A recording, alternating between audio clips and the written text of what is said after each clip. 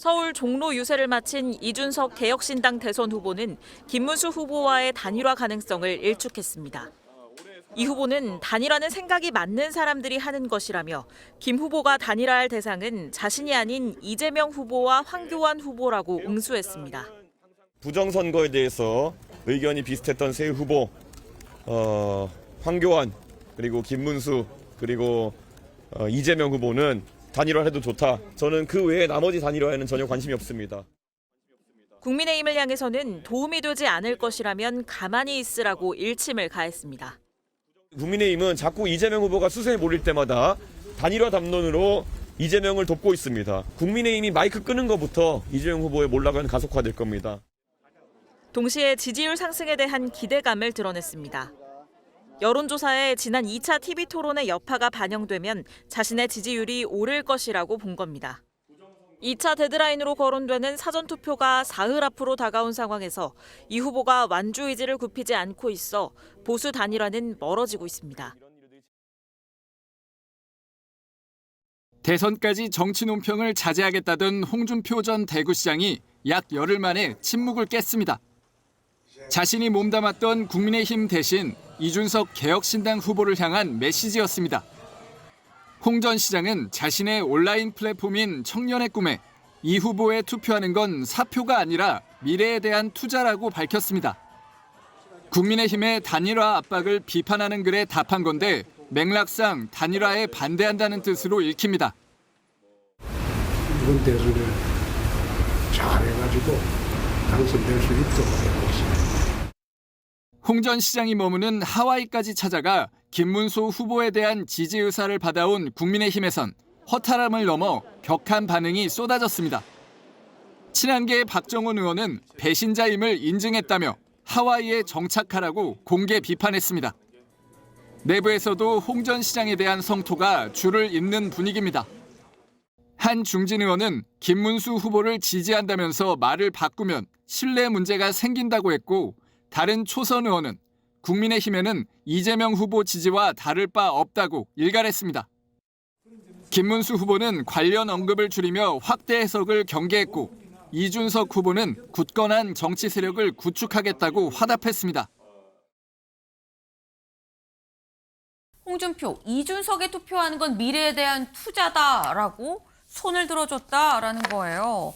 근데 이 청년의 꿈이죠. 이 본인이 이 소통하는 온라인 이 커뮤니티에 한 지지자가 글을 올렸는데, 아니 이기려면은 홍준표 전 시장을 후보로 올렸어야죠라고 하니까 이준석에 대한 투표는 사표가 아니라 미래에 대한 투자입니다라고 올렸다라는 거예요. 이 얘기는 김준욱 대변인님, 이건 이준석 뽑으세요라는 거 아니야? 라고 사실 들리는 부분이 있거든요. 그렇게 해석하는 것이 맞는 거 아닙니까? 저거를 다른 식으로 해석할 수 있는 방법이 저는 없어 보이는데 결국 하와이의 특사단이라고 얘기하고 저는 뭐 설득조라고 보는데 이 설득조의 설득은 실패했다라는 것을 공개적으로 확인하는 자리가 아닐까. 그러니까 하와이에 다녀오신 분들이 다녀오셔가지고 네.